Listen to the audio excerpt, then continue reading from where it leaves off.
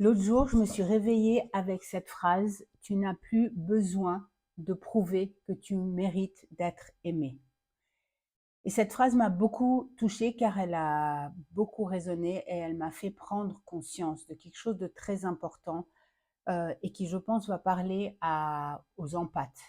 Hem, Effectivement, j'ai pris conscience de combien de fois je me suis épuisée à essayer d'expliquer, à justifier, à essayer de me faire comprendre ou de convaincre des personnes qui avaient déjà décidé qui j'étais avant même d'écouter. Et puis je me suis posé plusieurs questions. Donc pourquoi ce besoin d'être compris? Pourquoi ce besoin de justifier? Et aux empathes, je pose cette question: combien de fois avez-vous dit oui alors que vous vouliez dire non? Combien de fois avons-nous accepté des comportements qui blessent, parce qu'on comprend la blessure de l'autre? Donc parce que comme on ressent et qu'on comprend, eh bien c'est pas grave. Mais oui, c'est grave. Enfin, c'est pas que c'est grave ou pas, mais c'est important d'avoir conscience de ça. L'empathie est un sacré don, mais quand elle n'est pas maîtrisée, ça devient de l'autodestruction. Donc, combien de fois avez-vous continué à donner alors que vous étiez déjà bien épuisé? Combien de fois avons-nous gardé le silence pour éviter de décevoir, d'être rejeté, blessé ou de créer un conflit? Pendant longtemps, j'ai cru que c'était de l'amour et là, j'ai pris conscience que, en fait, pas du tout. On devient, lorsqu'on développe, dans l'enfance ce trauma où on enregistre le fait que, aimer est conditionnel et que si on ne fait pas ce que l'autre, hem, veut, ou bien si on ne se plie pas à la projection de l'autre, eh bien, l'amour devient conditionnel. Pour un enfant, c'est compliqué, mais le problème, c'est qu'on amène ce trauma dans la vie adulte.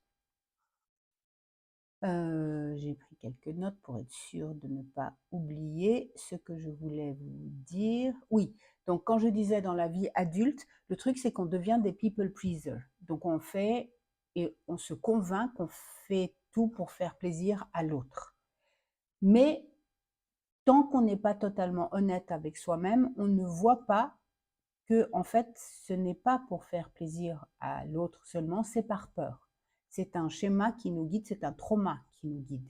Et tant qu'on n'a pas conscience de ce trauma, eh bien, on continue à dire oui alors qu'on veut dire non, à se taire et à prendre sur soi alors qu'il y a des situations qui sont inadmissibles ou un manque de respect qui n'est pas admissible.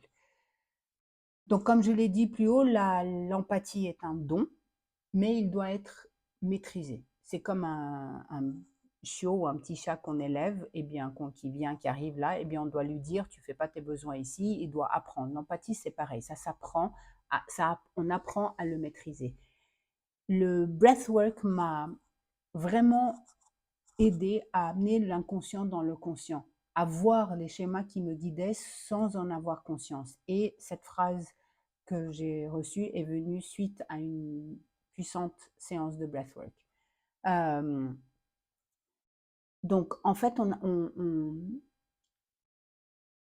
quand on a cet enregistrement que l'amour est conditionnel, on croit qu'on doit être gentil, qu'on doit comprendre, qu'on doit s'adapter, qu'on doit faire plaisir et surtout pas décevoir.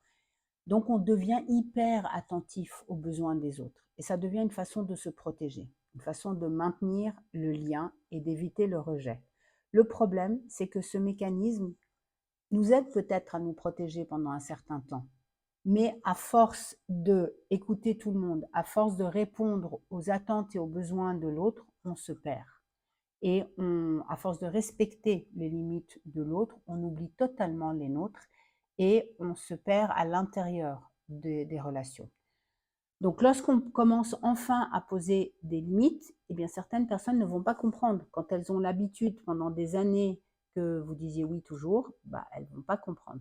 Je crois que la phrase qui m'a le plus surprise quand j'ai essayé d'exprimer à une personne que j'estimais être une bonne amie à moi, j'ai essayé de lui exprimer quelque chose et qu'elle m'a répondu: je ne veux pas de la nouvelle Chérine, tu n'es pas ma Chérine. Et quand j'ai entendu cette phrase, ça m'a vraiment surpris. Je me suis dit waouh, à ce point-là. Mais ça m'a aussi fait comprendre que si quelqu'un t'aime avec des conditions, ce n'est pas de l'amour. Si une amitié te demande d'être une certaine manière ou de rester la même personne, bah, c'est pas de l'amitié. Donc ça, la conclusion que j'ai tirée de ça, c'est que cette relation était basée sur des traumas et que quand une personne sort d'un trauma, ben, l'autre qui n'est pas prête à suivre, ben, ça commence à poser un problème. Enfin bref, c'est pas pour rentrer là-dedans, mais c'est juste pour que vous ayez conscience, si vous êtes dans cette situation où vous êtes un empathe qui commence à être fatigué, épuisé, de toujours dire oui, de toujours prendre pour les autres et d'attendre que l'autre comprenne. Parce que l'autre fait du mieux qu'il peut, chacun de nous fait du mieux qu'il peut. Et la limite ne peut venir que de l'intérieur. L'amour de soi ne peut venir que de l'intérieur. Et amour de soi, ce n'est pas c'est pas se prendre dans les bras et s'aimer, c'est vraiment accueillir ce qui est et être authentique avec soi-même. Lorsque j'ai pris conscience que je disais oui parce que j'avais peur d'être rejetée ou pas être aimée, bien entendu, au moment même, c'était automatique. Donc, je ne pensais pas, ah, je vais faire ça pour avoir ça. C'était pas ça du tout. Mais au fond, c'était une peur qui guidait. C'était pas un alignement avec soi-même. Donc, se respecter, c'est, enfin, le respect, c'est l'amour de soi et l'amour de l'autre. Oser dire non, bah, c'est se respecter, mais c'est aussi respecter l'autre. Parce que quand on dit toujours oui, bah, il y a un côté pas authentique. Et du coup, on commence à se sentir, enfin moi j'ai commencé à me sentir pas très bien avec moi-même lorsque j'ai pris conscience de tout ça. Et les premières fois où j'ai mis des limites, bah, bien entendu, je n'étais pas très à l'aise parce que c'est pas une habitude. Je suis sortie de ma zone de confort, mais ça amène une telle libération, de ne plus se sentir coupable, de s'écouter, de se respecter. Et donc, si tu as un empathe qui est en train d'apprendre à poser des limites, j'aimerais bien te rappeler cela. Tu n'as pas à te justifier, tu n'as pas besoin de convaincre tout le monde. Les personnes qui t'aiment t'aimeront pour qui tu es. Et ceux qui ont décidé de ne pas te comprendre, te comprendront pas. Tu n'as pas besoin de prouver que tes limites sont légitimes. Un non respectueux est une phrase complète. Et surtout, tu n'as pas besoin de prouver que tu mérites d'être aimé. On n'a rien besoin de faire pour être aimé. Je te souhaite une magnifique journée et courage avec la chaleur si vous êtes dans cette partie du monde. Hydratez-vous bien. Bye bye.